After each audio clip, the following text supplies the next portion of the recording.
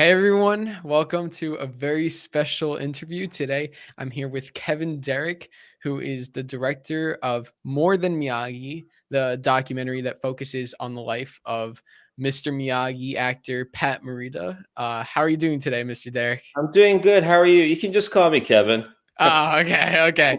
Well, Kevin, first off, I just wanted to congratulate you on More Than Miyagi and the success it's had. It's been very well received, and I personally really enjoyed it. It was something I was looking forward to watching because I just knew Pat Morita as Mr. Miyagi from The Karate Kid. I really didn't Right. know anything else about him. So the film completely opened up my eyes, and I saw so many different things that I didn't know before. And so, what has the reception been like for you ever since the film came out?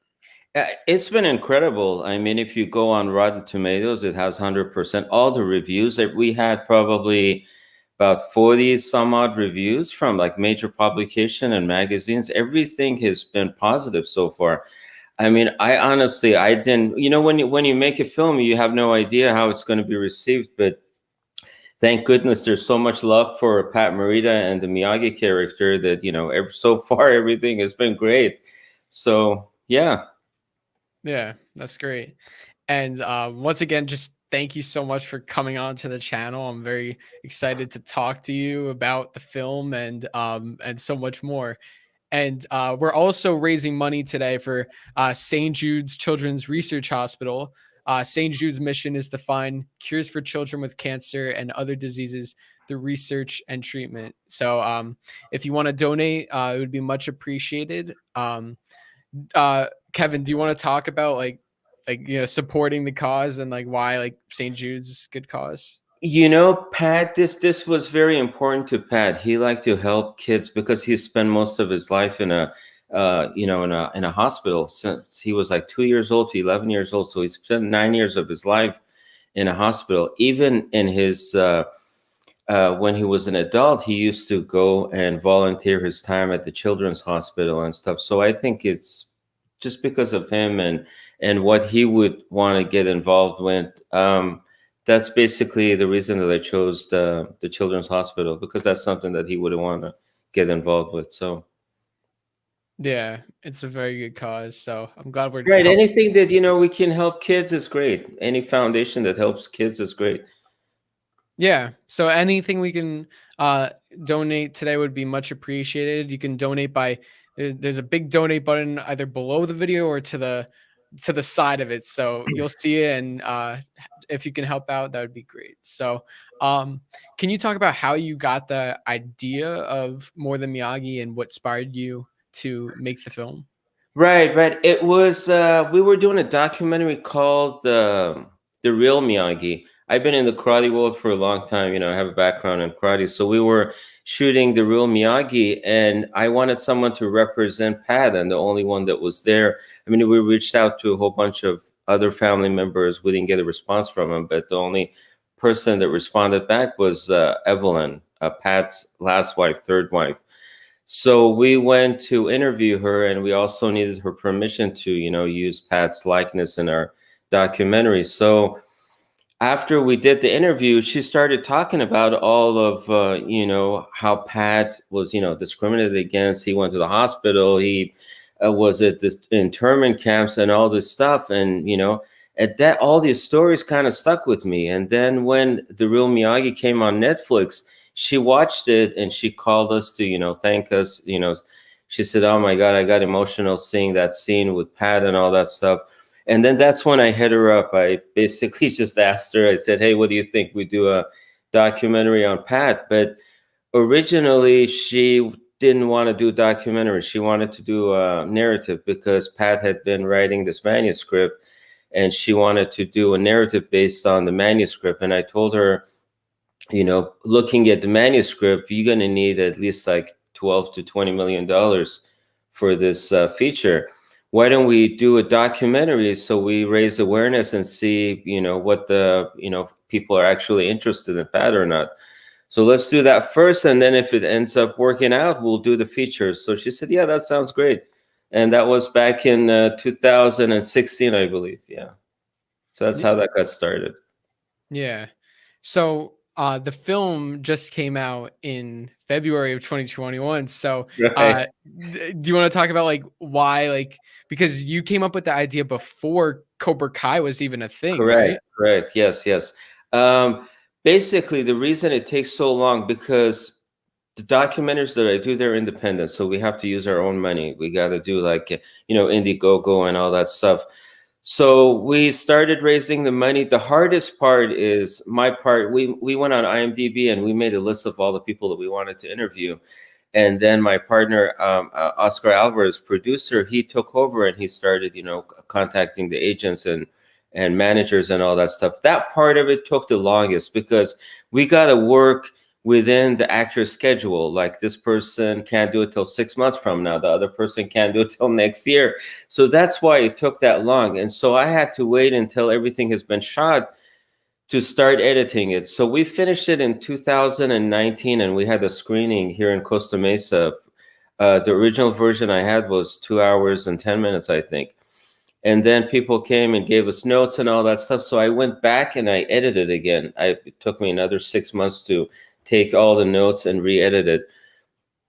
And then after that, it's a long process because then you got to submit to film festivals. And submitting to film festivals takes about a year to hear back from the festival, because these days, if you don't get accepted into major film festivals like Sundance, Slamdance, Cannes, and all that stuff, your film won't get seen by distribution companies. So we waited a year for all that stuff. We got accepted to some festivals. And then I talked to this one guy and he said, why don't you self-distribute? You can possibly make more money since Pat is popular and all that stuff. So we went the self-distribution route. And that took another year because we had to, there's just so many things involved. So it's just the timing for us, I think it was perfect because, I mean, I really didn't have that much to do with when it came out. It just came out when I guess it was supposed to come out.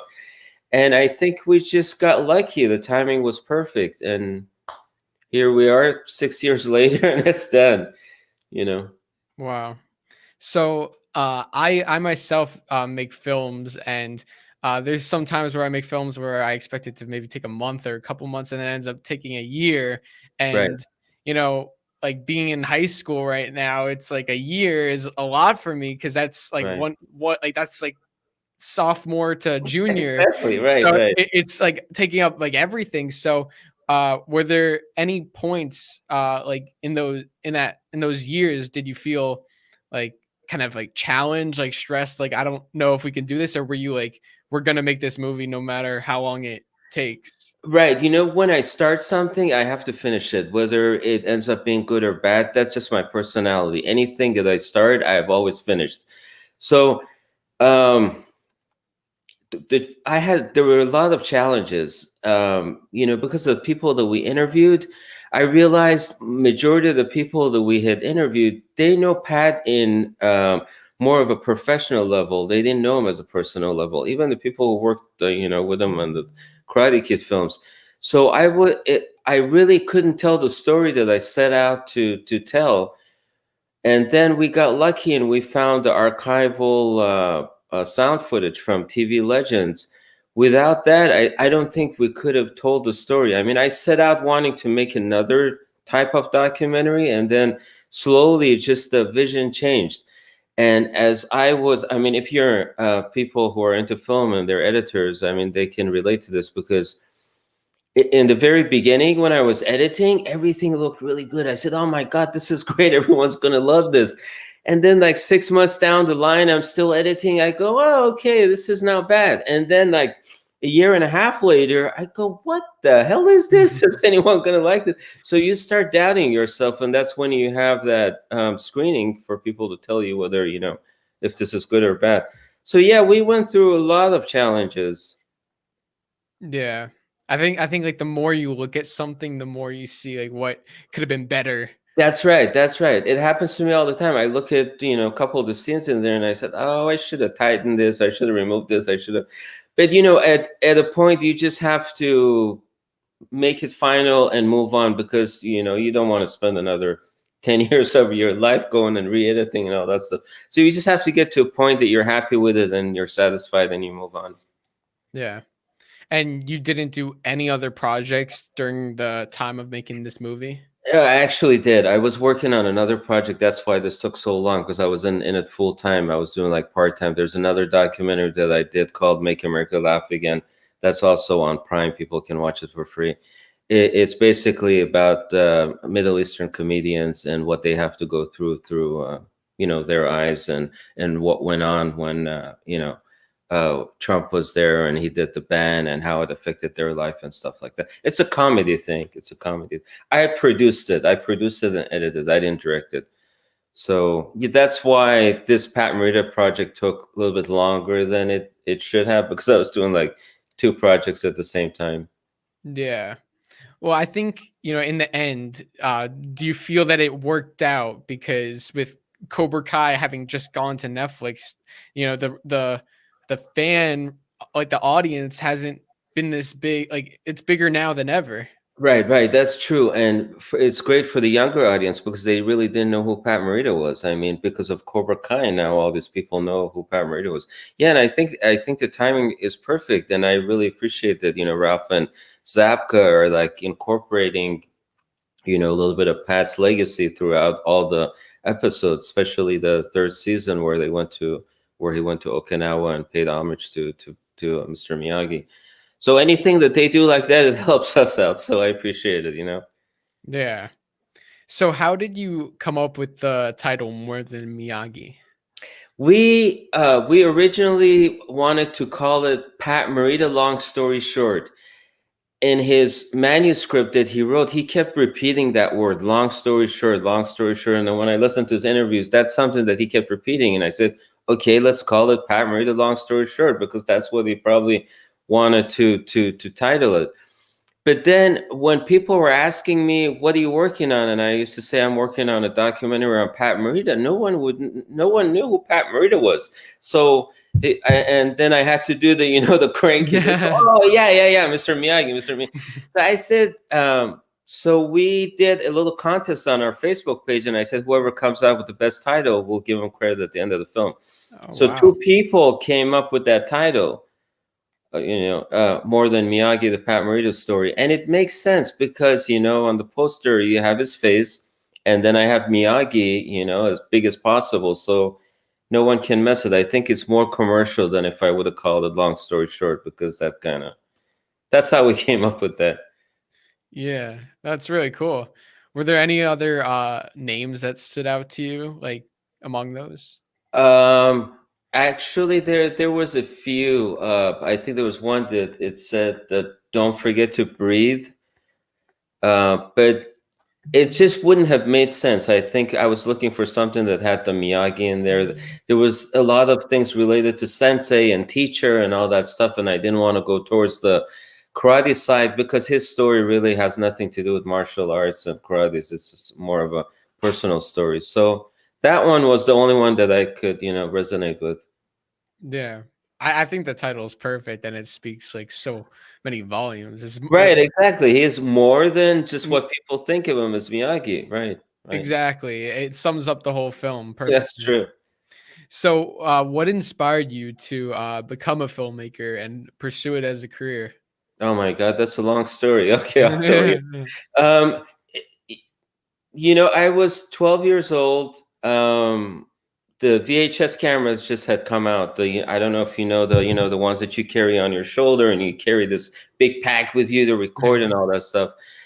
And I wanted to get one of those things, and it was like $2,000, and I didn't have the money, so I started selling my comic book collection, my bikes, and everything. And I got some money from my mom, so I went and ended up, you know, buying that camera. I still have it to this day. And I went around, back then I was in karate, so I went around and I asked all the kids that were in karate, I said, hey, you guys want to be in a film?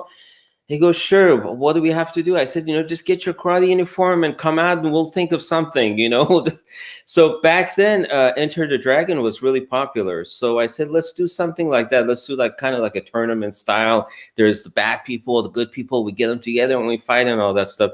So we ended up shooting something. It was stupid. It was kind of, I mean, if I show it to you, it's so stupid. You laugh. But we showed it to our family and friends, and then everyone was having a good time and they were laughing and all that stuff. And that's, for me, that's when it clicked. I said, wow, I can make people feel a certain way by showing them, because I'm generally a shy person and I have a hard time expressing myself. So I said, I think this is the avenue for me, and that's when it clicked. And then I went to film school and I worked on a lot of projects and so on and so forth. Oh, wow. Nice. So, what was the best filmmaking advice you've ever received? Filmmaking advice. I think I didn't get any advice from anyone. I mean, when you're a teenager, you think you know it all and you don't really listen to anybody else.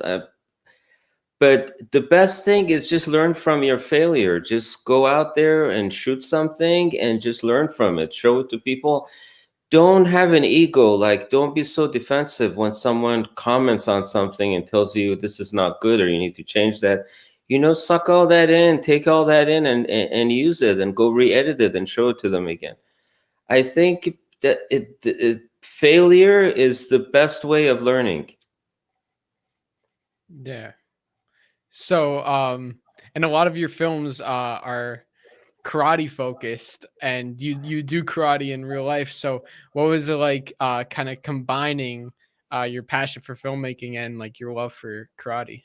It's great. Anytime I can combine those two, it's a dream come true for me. I mean, the way it started when we did documentaries, that was back in 2011. Oscar Alvarez, the producer, and I were just hanging around, just talking, having some coffee, and then I said, it's time for us to start shooting something. And then Oscar said, why don't we do something that's, it's about kids, because he had kids, I had kids. And I said, yeah, that sounds good.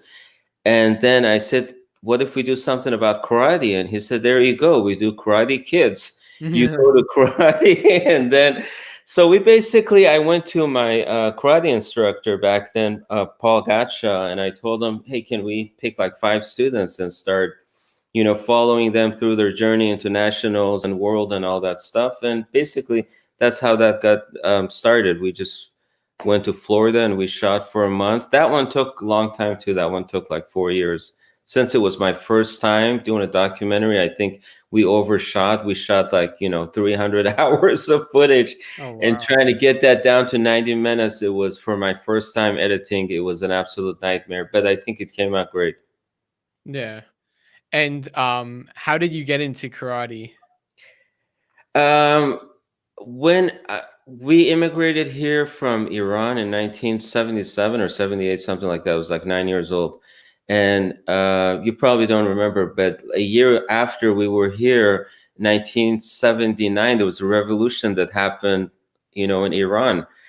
And they were taking hostages and stuff like that. And so something that happened on another side of the world was affecting us here in the US. We were getting discriminated. People were spitting on you, punching you at school. So it's basically like the real life Karate Kid, like how Ralph got abused at school. Yeah. It was the same thing for me. I was 10 years old and I was getting abused, punched, and all that stuff. And my dad said, hey, do you want to take karate just so you can, defend yourself? And it sounded good. So my brother and I, we went to the local YMCA and we signed up for karate. And, I took a liking to it. But my brother said, what the hell is this? I don't want to do this. He's a doctor now. He's not into like physical stuff. But, I ended up sticking with it and I did it for a long time. And that's how, I got started into karate.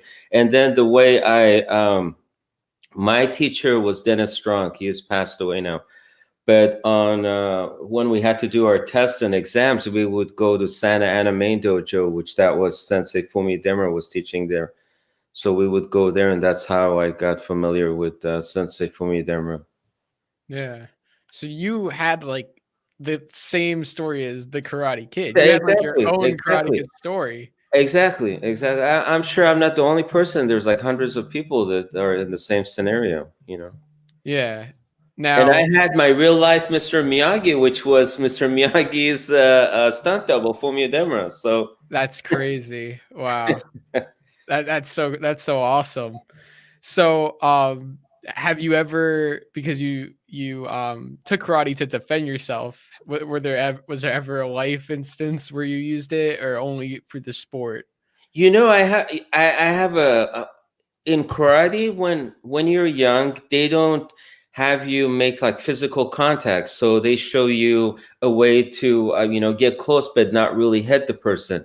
So we did that for like 2 years, 3 years, and we never made contact. So the problem that I actually got into a fight with someone at school, and I was able to defend, but I couldn't really hit him because we were taught to have control, and I just wanted, and then I just couldn't do it.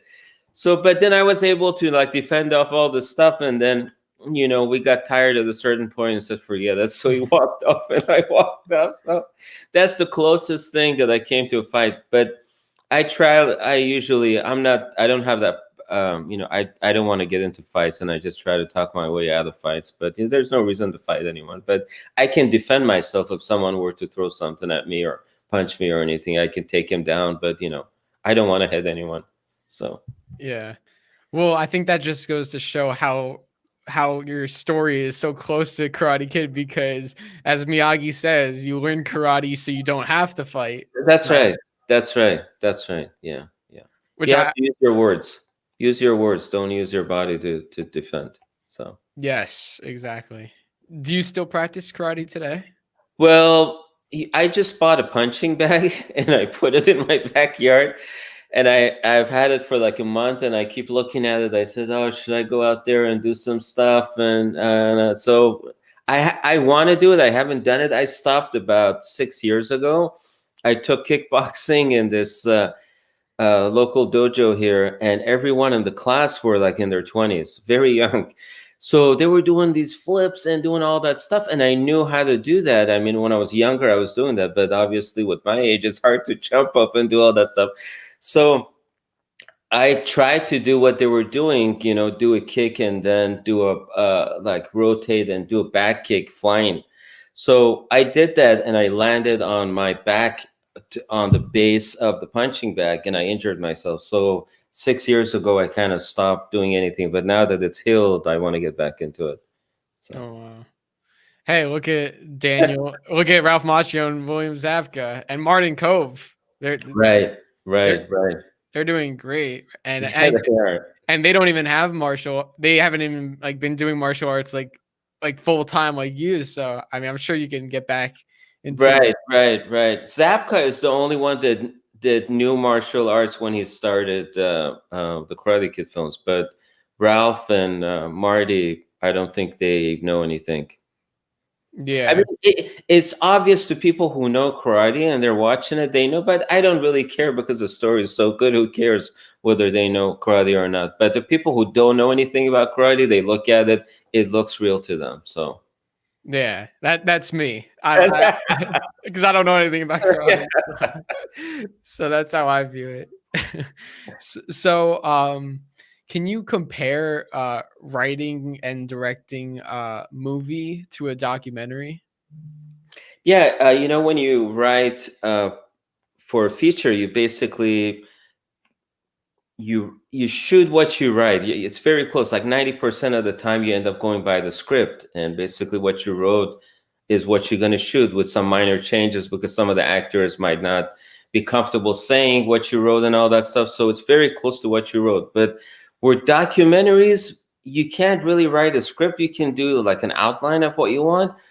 But when you start interviewing people, they answer your questions in a different way that you imagine, and it starts going somewhere else. And then when you have collected all the footage, what you had envisioned, it turns out to be something completely different because it's very hard to explain. With documentaries, I would say 70% of the time it's in the editing process. I mean, what you write is not what you shoot.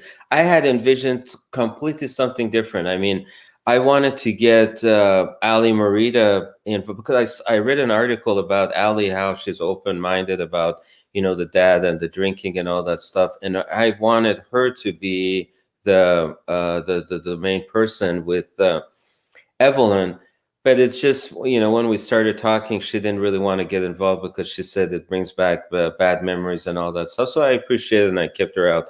So, but I had completely envisioned something else, and it just turned out to be completely something else. But I mean, from what I had, I did the best that I could to get, Pat's message across. He basically, in his manuscript, he wanted to raise awareness of his addiction and to help anyone that he could, that's going through the same problem. And I think his last wishes to Evelyn Morita was that, if anything were to happen to me, try to tell my story in any way possible, write a book, manuscript, whatever, distribute it. And I think by me helping Evelyn Morita do this documentary, I helped Pat's, wishes come true.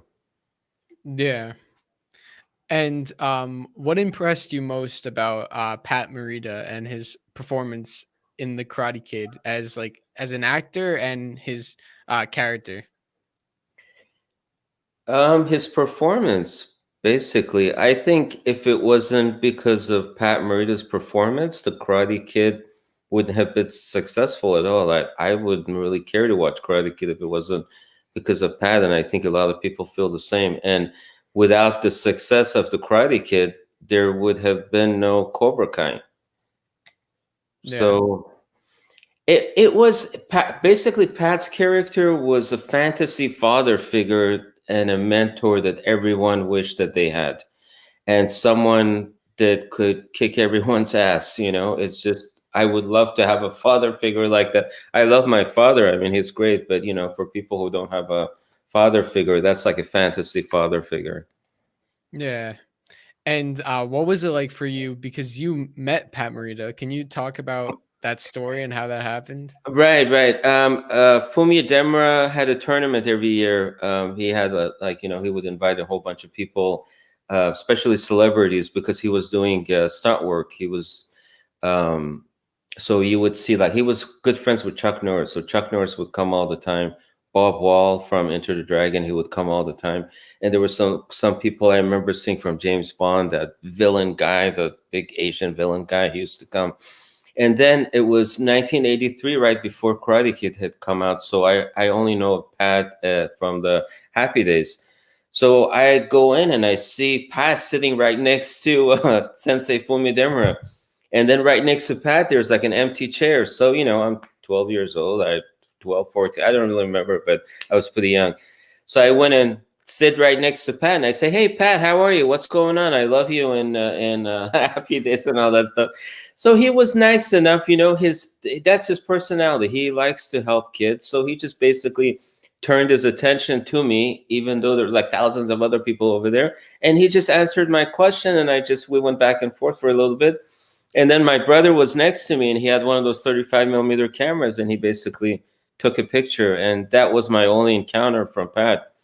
And who would have known 30 years later I would be making a documentary on his life. So that's kind of surreal, Wow. That's crazy. And then when did you meet Pat's wife, Evelyn? Pat's wife, we met when we were doing the interviews for The Real Miyagi. That was back in 2016. That was the first time I met her. Oh. And then we went back again to her house. Once we decided that we're going to do this documentary, we went to her house for the first time. And then I remember on the walls, Pat has like a room upstairs and it's kind of like a shrine of Pat's work and posters. It was incredible. I stayed in there for a couple of hours just looking at his stuff. I mean, there was a script from Happy Days that everyone had signed and wrote him messages. He had notes. He had like paintings that he'd drawn on like toilet paper and all that stuff. So when he would go to the bathroom, he'd sit and draw like pictures of his cats and dogs and stuff like that. And Evelyn had framed it and put it up on the wall. That was actually a scene that I had in the documentary, but I took it out because people said that's really not necessary. I don't know why, but anyways, I ended up taking it out. And then she had like boxes and boxes all over the place. And I said, "Are you planning on moving or something?" She said, "No, these are the boxes. I thought you would be interested in going through. These are all Pat's pictures." So I started I was like overwhelmed. I said, "So maybe we can do the interview, in next couple of days, and I'll come back and I'll scan all these images." Right now, I have like thousands and thousands of Pat's pictures that, Oh my god. eventually, that hopefully one of these days I'll give it to someone. They can keep posting it on Instagram. But they have like so many things of him. There was like audio clips. There's video footage of his lifetime achievement award. It was just overwhelming. That must be crazy because you probably have access to like all these photos that not many people or only Evelyn has saw. Right, right, right. The ones that I was impressed with were the Happy Days pictures. I mean, he had a 35 millimeter camera, and he had taken pictures of all the places that they used to travel. Happy Days used to go and have a baseball game like every year. There were pictures of that, and then they went and to it was another country. I don't really remember what country it was, but they went and did a show for the veterans. I have pictures of that, and it's just incredible amount of stuff. Hopefully, we'll get them out. Maybe I was thinking of releasing, with Evelyn's permission, turning the manuscript into a book, or something that we can release with pictures and all that stuff. So that's something I might talk to her about, and do that next if anyone's interested. But I don't know if anyone's interested. I'm interested. All right, I'll do one just for you. Hey, yes. Yeah, I love all the behind the scenes stuff. I feel like that sort of stuff is like just as fascinating as like the movie, because when you really love a movie, you want to see like what goes into it. So I feel like Right. just like and even with Pat, like just to see like all those photos would just be really It's cool. amazing. It's amazing. Yeah, yeah. He has pictures of all the films that he's worked on. There were things from Karate Kid. There's things that I've never even knew that he worked on. He has all of them. So hopefully one of these days I'll share them with you guys. Oh, that'd be great. They're so rare to find, the like behind the scenes pictures from back then. Right, right, right. The Evelyn met him in 1992, if I'm correct, and he had already worked on the Karate Kid 1, 2, and 3. So majority of the pictures that I saw was after 1992. So the next Karate Kid and all that stuff. But even though Pat had his stuff in boxes from old days, but majority of it was from like 1992 to before he passed. So yeah, Yeah. interesting stuff. Yeah. So from the documentary, Robert Mark Kamen talked about how he didn't want to do the next Karate Kid originally. Right. So I'm curious, how did Pat feel about making the next Karate Kid? Like, was he concerned like Robert Mark Kamen, or was he excited to do it? That part I don't know if I can get into, because at that time of his life he was dealing with issues like, divorce and all that stuff. So he wasn't really doing good with money. So that was something that came at the right time, and I think he did it more for the money than anything else. Um, Robert Mark Kamen didn't write, as you know, he didn't write the next Karate Kid script. They just gave him credit because that's his stuff. I didn't the next Karate Kid film.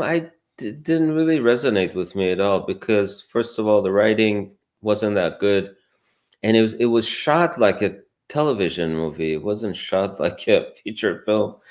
So yeah, you know what? There's so many questions that I wish he was there for me to ask him, but really I don't really know the reason that he took it. But from what I understand, he wanted to work. He was at that age that he wasn't getting that many offers and stuff like that. So I think he might have taken it for the money. Yeah. And if Pat were still here today, do you think you still would have made a documentary about him? And how do you think how different would it be? It would have been him and what he's doing and how he's going through life with the conflicts and all the stuff that he has to deal with. I mean, when I do documentary, it's very nice if that person is living and with us. That way I can just go with him and see what it is that he's doing, how he's dealing with all these stereotypes, racism, and all this stuff. It would have been a completely different documentary. Yeah. Yeah. We wanted like the audio that we ended up using. I wanted to use the visuals that came with it too, but it was so expensive. They wanted so much money, so I couldn't afford to give $2,500 for like 1 minute of visual. So that's why we went and just used the audio of it. But Yeah. without the audio, I don't think we could have told the story. I mean, no one really knows Pat other than himself. There were a lot of things that couple of stories that he shared that was like gripping. One of them was when he was a child, they used to live in like a one-room shack with dirt floors, and they had no electricity and they had no refrigeration system to put the food in, so the rodents and rats and stuff don't get to them. So what they used to do is they used to tie all their food in like a little basket and hang it on the rafters so the rats wouldn't get to it.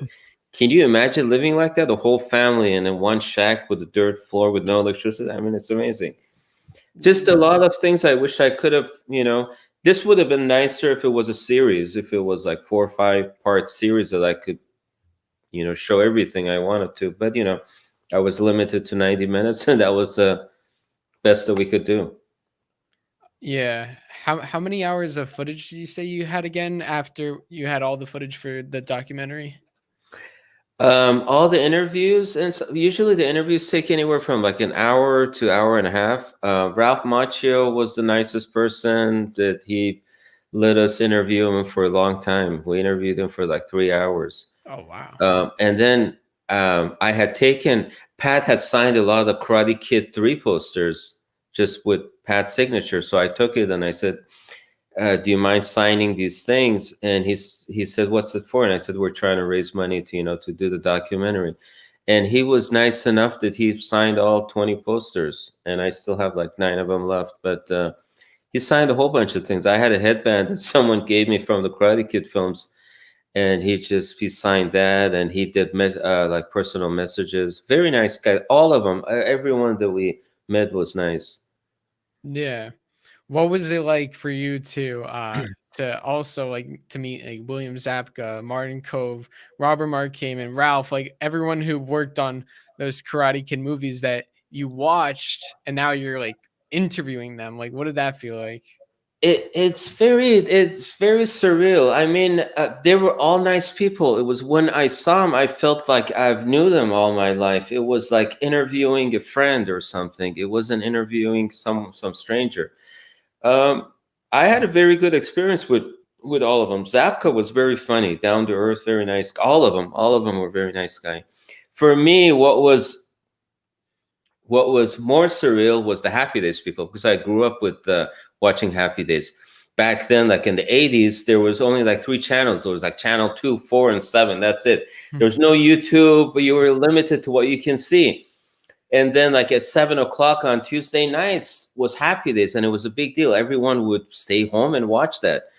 And then the next day when you went to school, you would talk about Happy Days. You would say, oh my God, I can't believe that Fonzie did this or he did this or all that stuff. So that to me was, when I got to interview like Henry Winkler and Miriam Ross, for me, that was more, it was very strange, because like Miriam Ross's house, when we went in there, when I stepped foot in her house, I felt like I'm in the Happy Days set. And then the first thing that she said, oh, Kevin, Oscar, why don't you guys come and sit down and have some cookies and lemonade before we start shooting? And that's what she used to do on Happy Days too. So it was just, the whole thing was kind of strange, but great experience all around with everyone. Yeah. And really quickly, just want to shout out that we have $45 raised so far for St. Oh, that's Jude's. awesome. That's Yeah, awesome. that's great. Thank you guys so much. And you can donate now. You can donate even after the interview is done. It'll always be up there. So I appreciate that, everybody.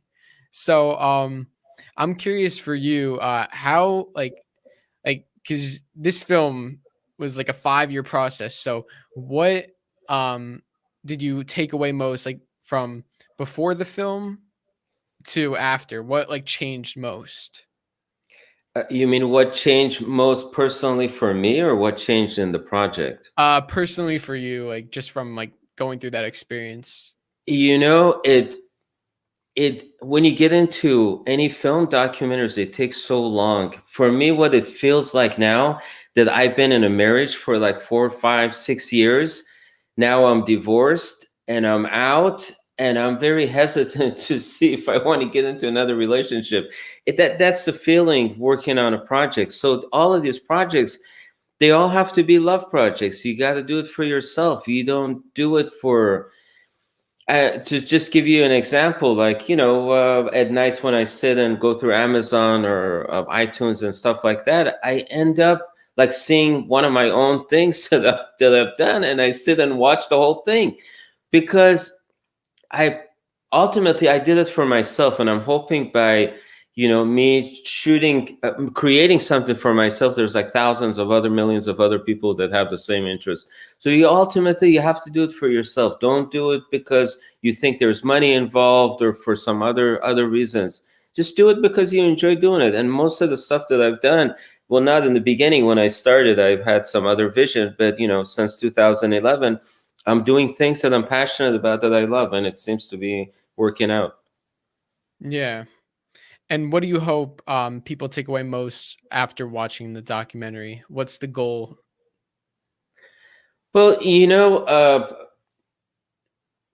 people, if there's people that have like, I think people, that's kind, there's so many different things. I think the doc will resonate with people who have never felt like they fit in, or they've been discriminated against because they're a certain race or certain identity, whether they had, addiction issues. I think they need to see that how this young boy that was victim of all of these issues was able to rise above it and create the most iconic character in cinema history. That's pretty much it. So to watch this and realize that he was not just Miyagi, he was more than Miyagi. Yeah. And what scene or segment before you made the film, like, were you really looking forward to doing? The scene that resonates with me the most is the racism stuff. I mean, look what's happening right now. The same thing's happening towards Asians. I mean, something that's happening somewhere across the world is affecting this poor woman that happens to be the nail salon. Someone decides to take vengeance because of something that has nothing. It just doesn't make sense to me. So anything that has to do with racism, it just resonates with me. That's one of my favorite scenes, that part where they talk about, racism and also stereotyping of Asians. That's my favorite scene. Yeah. And can you talk about like Pat, because Pat did this, breaking the Asian stereotypes. Like what like how did you view that? Like learning about that? Um, he tried to break the stereotype, but if you look at the Karate Kid films, what is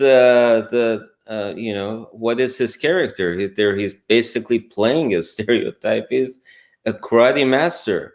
So I don't know if he broke stereotypes, but he did open up a lot of doors for other Asian comedians, Asian actors to be able to, pave the way for all these other actors. I think it was groundbreaking what he did. I mean, look at Mr. T and Tina. He was the first Asian back in the 70s to have his own sitcom. That's groundbreaking. So Yeah. And how did you first meet producer Oscar Alvarez? You guys did a couple projects together. So yeah, how we did have.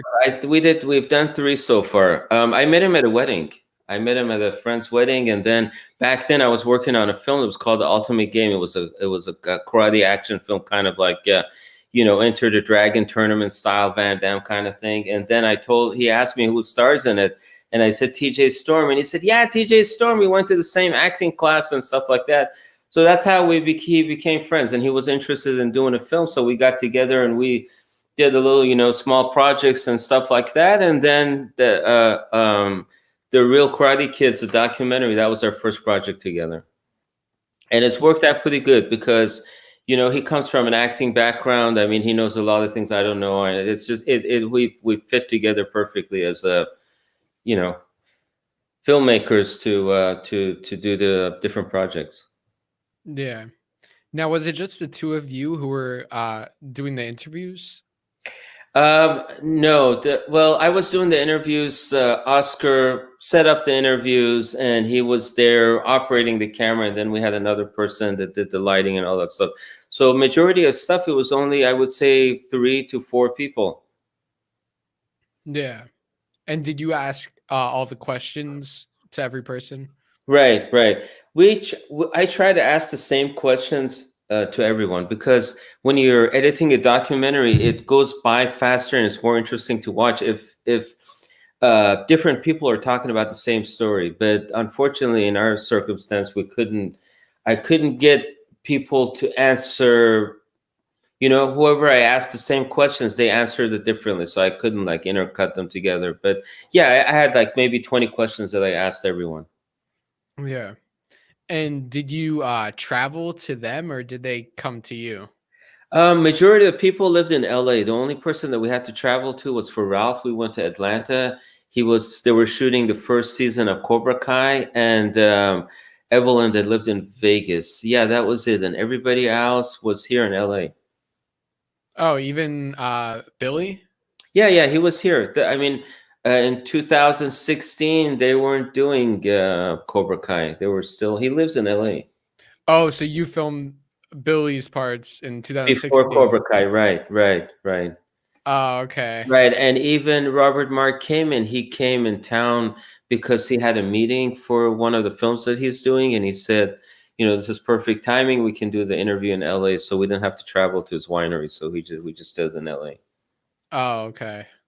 And I know you mentioned it in the beginning, but were there with the paintings that Pat did, but were there any other ideas or deleted scenes that didn't make its way into the final cut? You know, all the ones that didn't make it, I have it in behind the scenes with the DVD and Blu-ray. They're all in there. So if people are interested, I have like about 12 scenes that didn't make the final cut. So I just put them in there. If anyone's interested, they can take a look. Oh, great. Yeah, Yeah. I watched it on I rented it on YouTube, but I'll have Oh, you to. did? Yeah, yeah, yeah, Yeah, yeah, yeah. but only the DVD has the. Yeah, DVD and Blu-ray. Yeah, there was like I think 11, 12 scenes that didn't make it, and I just put them all on there. But we had a lot of other scenes that didn't make it, but I couldn't fit it on there because of like we had to get permission and all that stuff. It would just been too much trouble, so I just left the ones in there that I could leave in there. Yeah. I don't even think we have a DVD player Yeah, no anymore. one asked you. But you'd be surprised. A lot of people like to collect as opposed to like buying it on iTunes that's like out in the cloud. They want to have like a visual something they can show to their friends or have a collection. I thought it was strange to me too that, you know, people were buying DVDs, but I think it's the older generation that likes to collect stuff.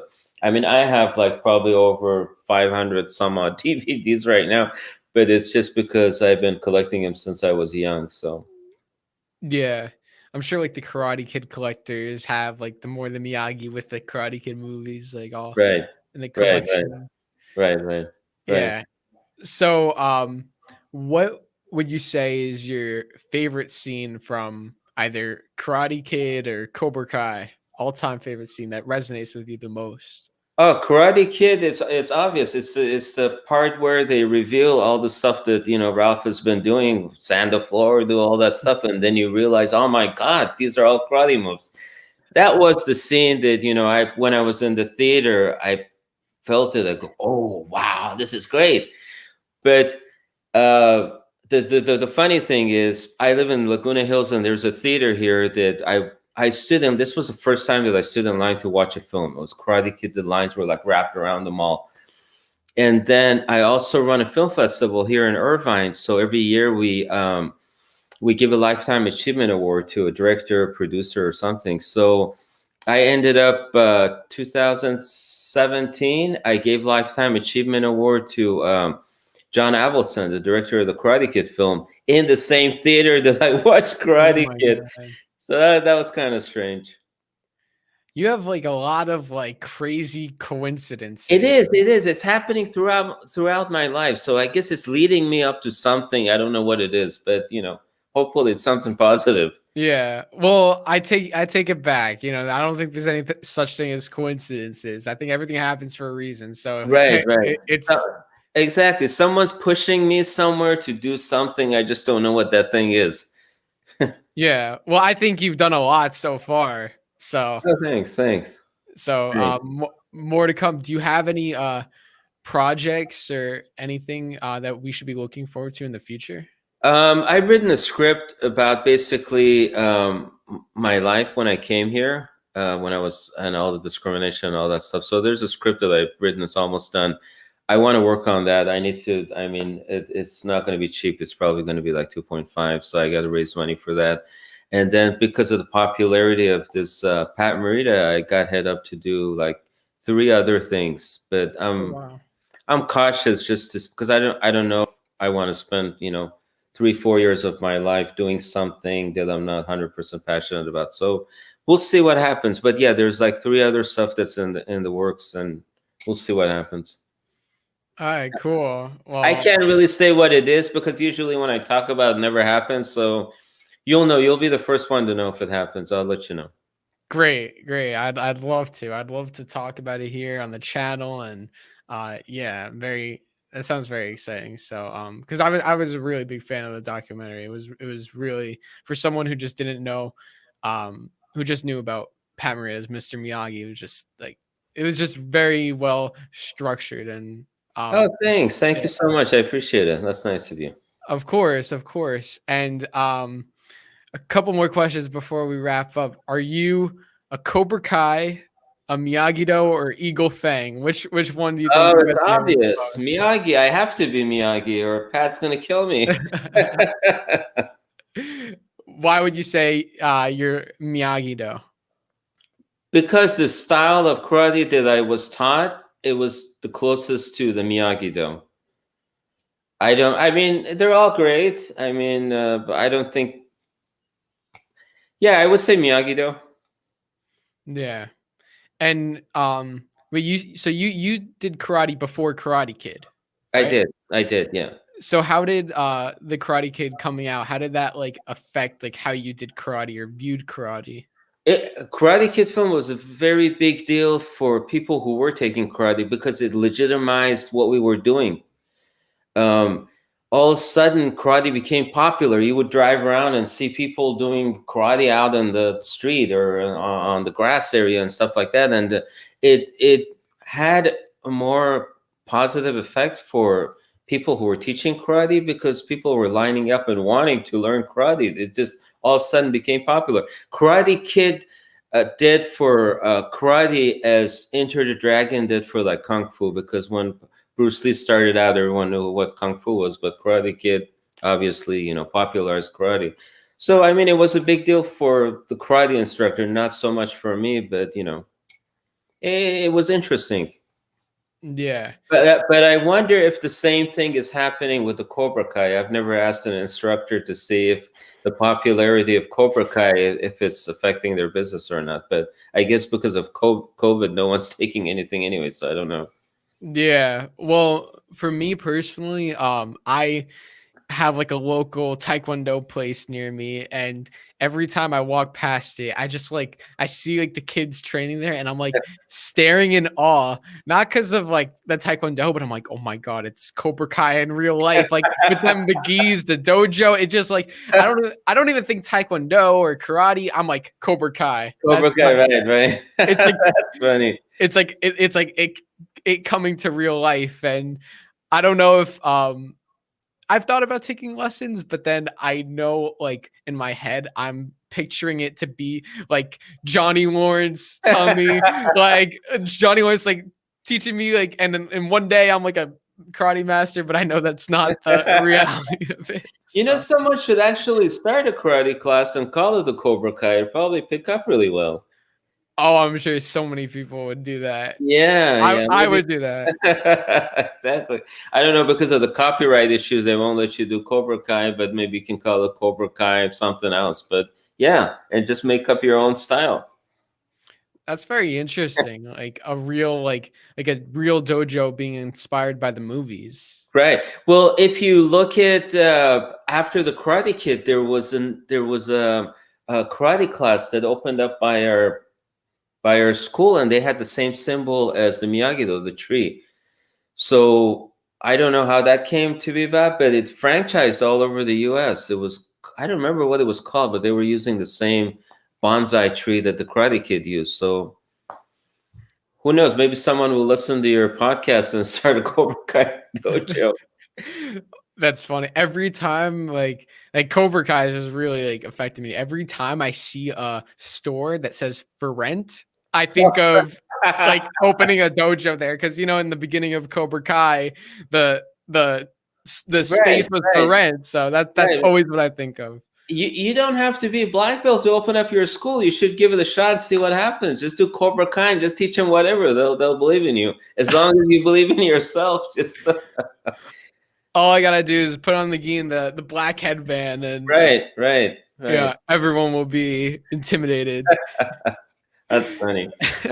So, before we wrap up, do you have for anyone out there like who wants to do filmmaking, do you have any tips or advice for someone who wants to do that?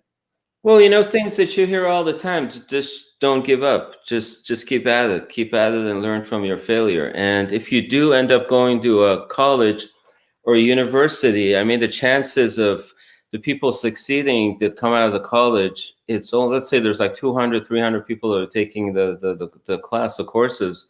Only 2, 3 people succeed. I mean, it's like that everywhere you go. I know everyone wants to succeed, but the reality is only 2, 3 people out of those people succeed. So my advice to them is become friends with everyone. Do work on everyone's projects. So just in case that one person or 2 people that end up succeeding, hopefully they'll take you along with the ride. It's all about who you know. It's not so much about what you do and how you do it, is who you know and whether they trust you, that the money that they give you, you're able to finish that product and give them a final product. And it's that's pretty much it. Yeah. And I'm sure everyone here has watched more than Miyagi, but if they haven't, what do you want to say to the people who haven't watched it? Why should they go and watch it? Why should they go watch it?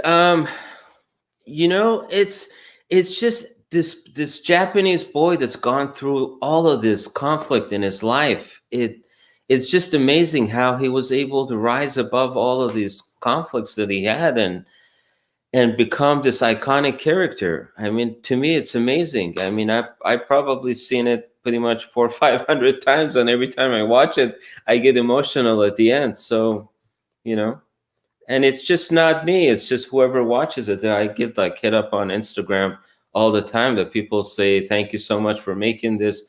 It brought awareness to like alcoholism. That my uncle was an alcoholic. Thanks for doing this." And the funny thing is, a lot of people think that Pat Morita is still alive.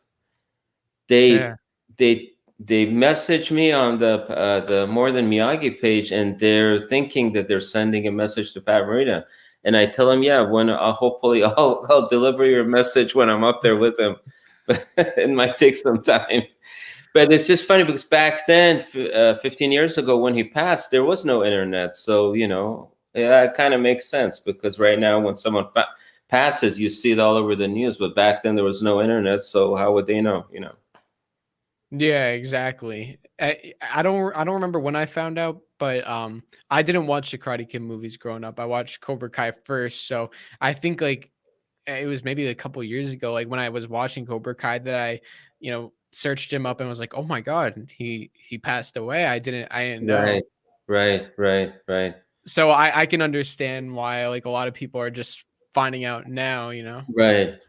That's true. That's true. That makes sense. Yeah. Well, Kevin, thank you so much for coming on and chatting with me today. I am very honored to have you on, and I really enjoyed talking to you. Thank you so much. I enjoyed being on your show. Thank you so much. Anytime I can help you, let me know. Thank you. I appreciate that. So everyone remember to watch More Than Miyagi. I have it linked down below in the description.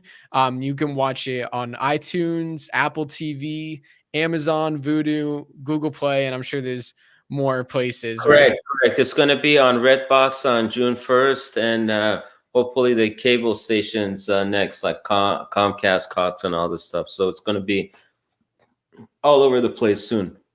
Great, great. So, in honor of Pat Morita and Mr. Miyagi, do you want to take us out with a bonsai? I'll take you out with a punch. Okay. Cobra Kai never die. Cobra Kai all the way.